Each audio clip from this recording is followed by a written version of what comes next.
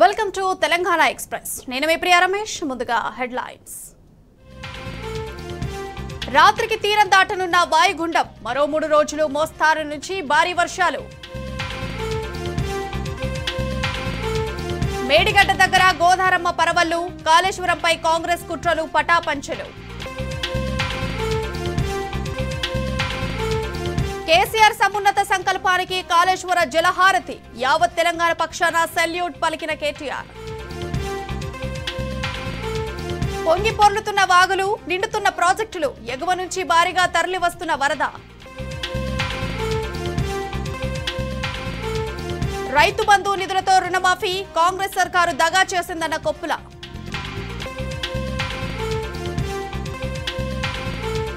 వైద్యారోగ్య శాఖలో ఇష్టారాజ్యంగా బదిలీలు, అనాలోచిత నిర్ణయాలతో రోగులకు ఇబ్బందులు.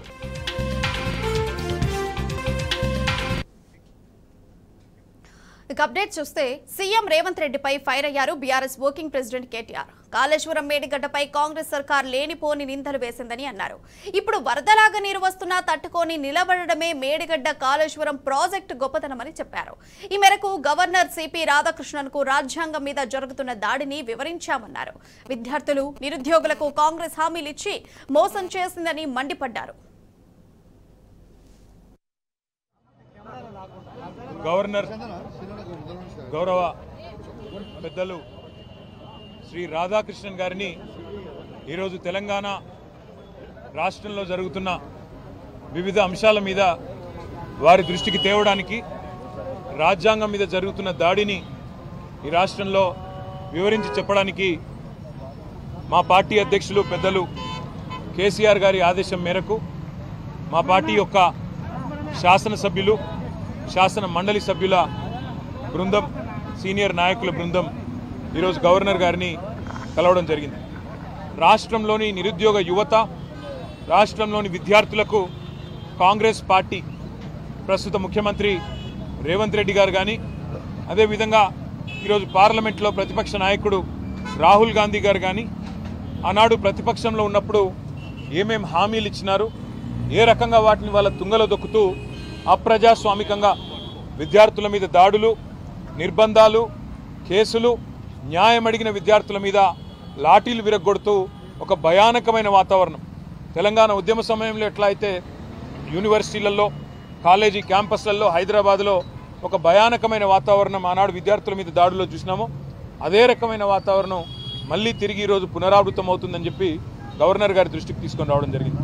మొదటి సంవత్సరంలోనే, ప్రభుత్వం ఏర్పడ్డ మొదటి సంవత్సరంలోనే 2 లక్షల ఉద్యోగాలు ఇస్తామన్న రాహుల్ గాంధీ గారి మాట, జాబ్ క్యాలెండర్ అని చెప్పి పత్రికల్లో పుంకాలుగా ఫ్రంట్ పేజీల్లో ఇచ్చిన అడ్వర్టైజ్మెంట్లు, ఇవన్నీ కూడా వారి దృష్టికి తీసుకొచ్చినాం.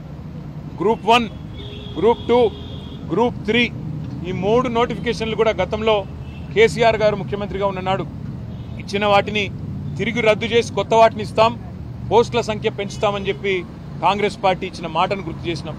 దాంతోపాటు జాబ్ క్యాలెండర్ ఇంతవరకు నిలబెట్టుకోలేదు, ఒక్క నోటిఫికేషన్ కూడా ఇవ్వలేదు అనే మాట కూడా గవర్నర్ గారి దృష్టికి తీసుకొచ్చినాం. దాంతోపాటు మెగా డిఎస్సి అన్నారు, అది కూడా చేయలేదు. నిరుద్యోగులకు నిరుద్యోగ భృతి ఇస్తాం, 4000 ఉద్యోగం దొరికే వరకు అన్నారు, అది కూడా చేయలేదనే మాట కూడా గౌరవ గవర్నర్ గారి దృష్టికి తీసుకొచ్చినాం. అన్నిటికీ మించి సిటీ సెంట్రల్ లైబ్రరీలో ఉన్న చదువుకుంటున్న విద్యార్థులను బయటికి ఇచ్చుకొని రావడం, ఉస్మానియా యూనివర్సిటీ హాస్టల్లో ఉన్న విద్యార్థులను ఇవాళ వారి మీద దాడులు చేసి మరి పోలీసులు అప్రజాస్వామికంగా వ్యవహరించడం, ఇవన్నీ కూడా గవర్నర్ గారి దృష్టికి చాలా వివరంగా మేమందరం కూడా వివరించి చెప్పడం జరిగింది. గవర్నర్ గారు చాలా గట్టిగా స్పందించినారు. హోమ్ సెక్రటరీని నేను పిలుచుకుంటాను, తప్పకుండా అన్ని వివరాలు అడుగుతాను, విద్యార్థుల మీద ఈ రకంగా జరగడం మంచిది కాదు అని కూడా వారు అన్నారు. ఇవాళ విద్యార్థులు నిరాహార దీక్షలు చేస్తున్నారు, కొంతమంది ధర్నాలు చేస్తున్నారు, చివరికి కొంతమంది ఢిల్లీ దాకా పోయి అక్కడ కూడా గొడవ చేస్తున్నారు సార్ అని చెప్పి వారికి అన్ని కూడా వివరంగా చెప్పడం జరిగింది. తప్పకుండా నేను స్పందిస్తాను, గవర్నమెంట్కు ఈ విషయంలో తప్పకుండా అడుగుతాను అని చెప్పి కూడా గవర్నర్ గారు చెప్పడం జరిగింది. పార్టీ ఫిరాయింపుల నిరోధక చట్టాన్ని తుంగలో దొక్కుతూ మరి కాంగ్రెస్ పార్టీ ఏ రకంగానైతే ఈ రాష్ట్రంలో ఇప్పటికే 10 మంది బీఆర్ఎస్ ఎమ్మెల్యేలని, 8 మంది బీఆర్ఎస్ ఎమ్మెల్సీలని తన పార్టీలో చేర్చుకున్నదో కూడా గవర్నర్ గారికి సోదాహరణంగా వివరించినాం. మేము ఇప్పటికే న్యాయ పోరాటం చేస్తున్న విషయం కూడా గవర్నర్ గారికి చెప్పాం. స్పీకర్ గారిని కలిసి అభ్యర్థించింది కూడా చెప్పినాం, తేదీలతో సహా. ఒక అభ్యర్థి అయితే ఖైరతాబాద్ ఎమ్మెల్యేగా బీఆర్ఎస్ టికెట్ మీద గెలిచి మొన్న పార్లమెంటు కాంగ్రెస్ టికెట్ మీద పోటీ చేసిన విషయాన్ని కూడా వారికి సోదాహరణంగా చెప్పడం జరిగింది. గవర్నర్ గారు ఆ విషయంలో కూడా స్పందించారు. తప్పకుండా నేను గవర్నమెంట్కు ముఖ్యంగా ఇక్కడ ప్రస్తుతం ఉన్న అధికారులకి స్పీకర్ గారికి కూడా నేను విషయాన్ని తెలుసుకొని నా పరిధిలో ఉన్నంత వరకు న్యాయం చేసే ప్రయత్నం చేస్తానని చెప్పి వారు చెప్పడం జరిగింది. తప్పకుండా గవర్నర్ గారు మరి ఈ రెండు విషయాల్లో ముఖ్యంగా నిరుద్యోగ యువత విషయంలో తను స్పందించిన తీరును మేము అభినందిస్తూ ఉన్నాం, స్వాగతిస్తూ ఉన్నాం. తప్పకుండా వెంటనే హోమ్ సెక్రటరీని కూడా పిలుస్తానని కూడా చెప్పారు.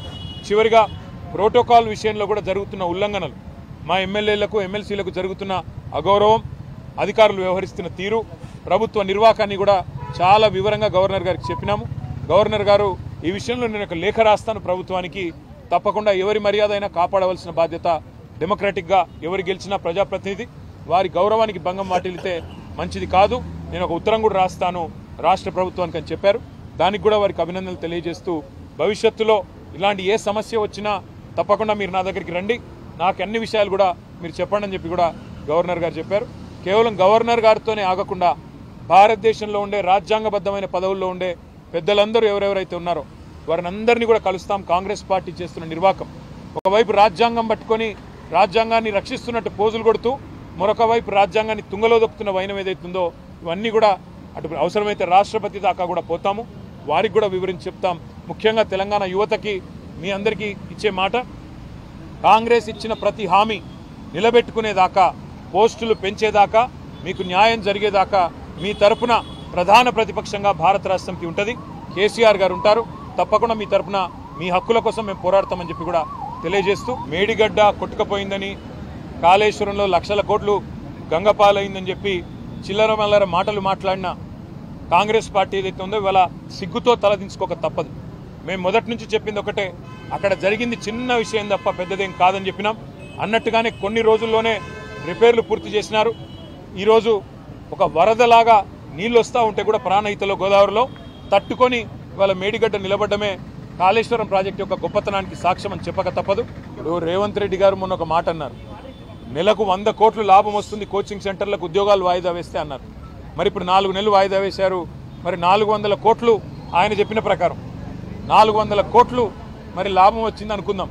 మరి అందులో ఏమైనా వాటాలు ముట్టినేమో కాంగ్రెస్ పార్టీకి ఆయనే చెప్పాలి. ఇక యాదగిరిగుట్టలో లక్ష్మీ నరసింహ ఆలయాన్ని చాలా గొప్పగా పునర్నిర్మించారని రాష్ట్ర గవర్నర్ సిపి రాధాకృష్ణన్ కొనియాడారు.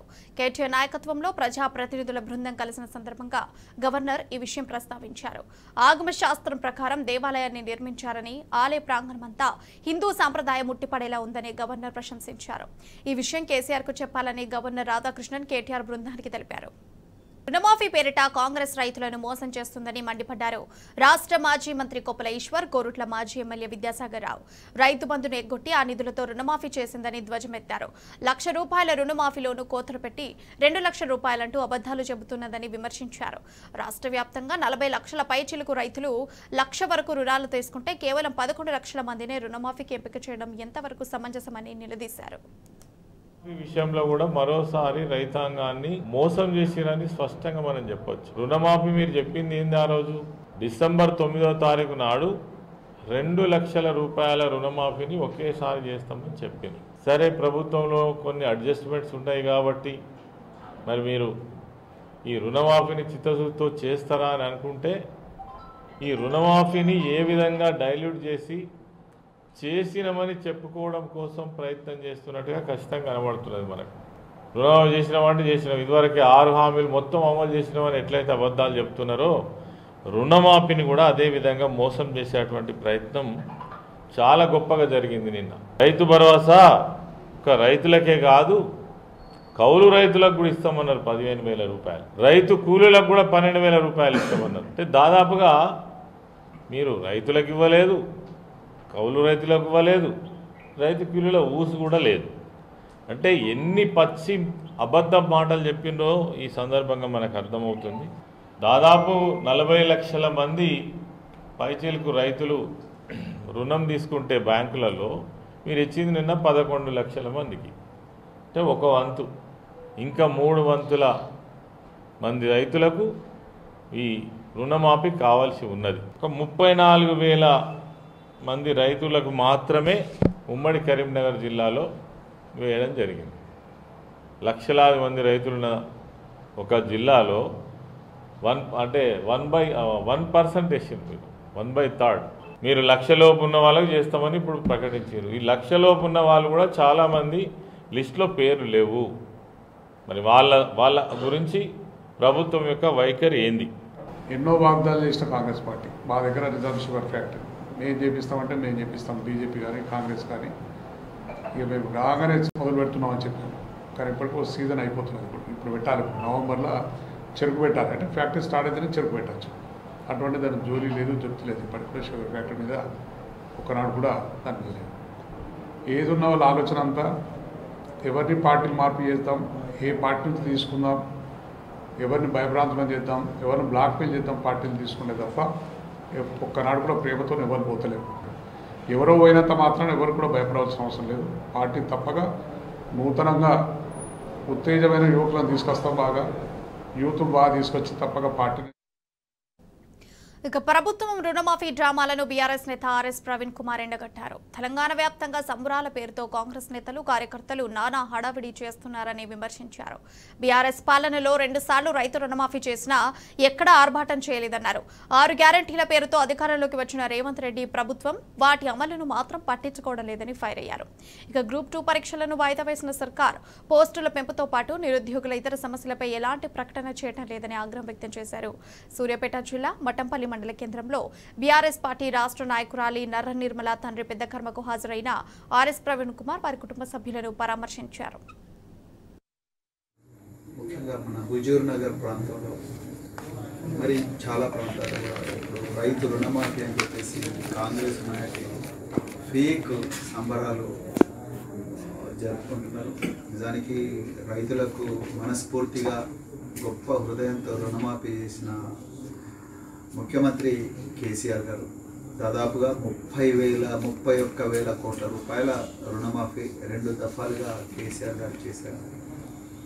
రేవంత్ రెడ్డి గారు 6,000 కోట్ల రుణమాఫీ చేసి దానికే గ్రామాన సంబరాలు చేసుకుంటే మరి బీఆర్ఎస్ ప్రభుత్వం 10 సంవత్సరాలు రుణమాఫీ చేయడానికి ఎన్ని సంబరాలు చేసుకోవాలి?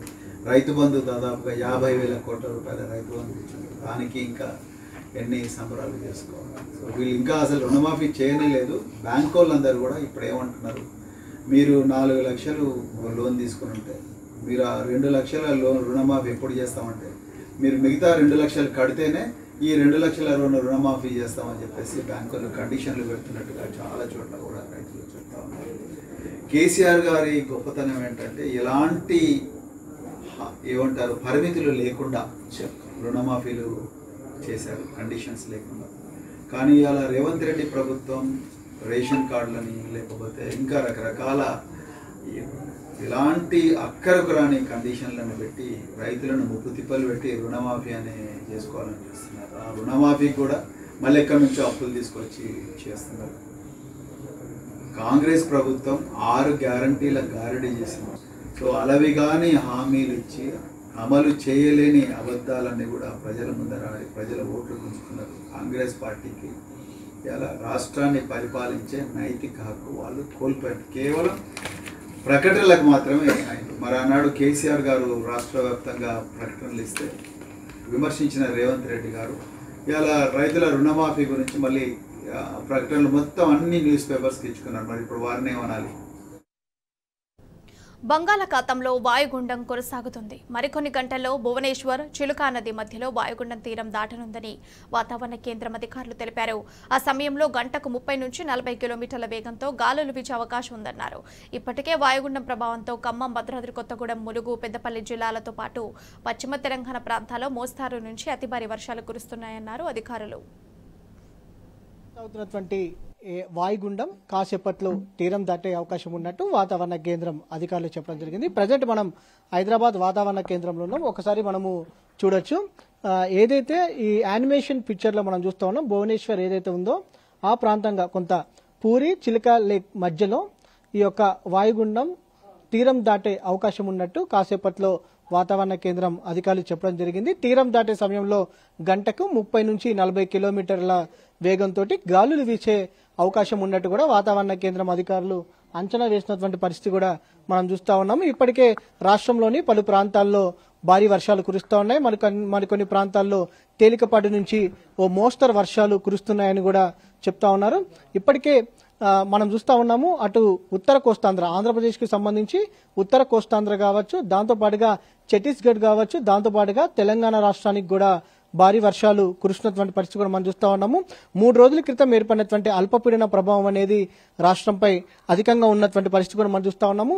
ఇప్పటికే రాష్ట్రంలోని అనేక ప్రాంతాలలో తేలికపాటి నుంచి మోస్తరు వర్షాలతో పాటుగా పలు చోట్ల భారీ నుంచి అత్యంత భారీ వర్షాలు కురుస్తున్నటువంటి పరిస్థితి కూడా మనం చూస్తా ఉన్నాము. ఒకసారి మనం శాటిలైట్ ఇమేజ్ కూడా చూడొచ్చు. శాటిలైట్ ఇమేజ్ లో కూడా మనకు చాలా స్పష్టంగా తెలుస్తుంది ఏదైతే క్లౌడ్స్ మూవ్మెంట్ అనేవి కూడా ఎలా ఉన్నాయి అనేది కూడా ఈ వాయుగుండం ప్రభావంతో అనేది కూడా మనకు చాలా స్పష్టంగా ఈ యొక్క శాటిలైట్ ఇమేజ్ ద్వారా తెలుస్తున్నటువంటి పరిస్థితి కూడా మనం చూస్తా ఉన్నాము.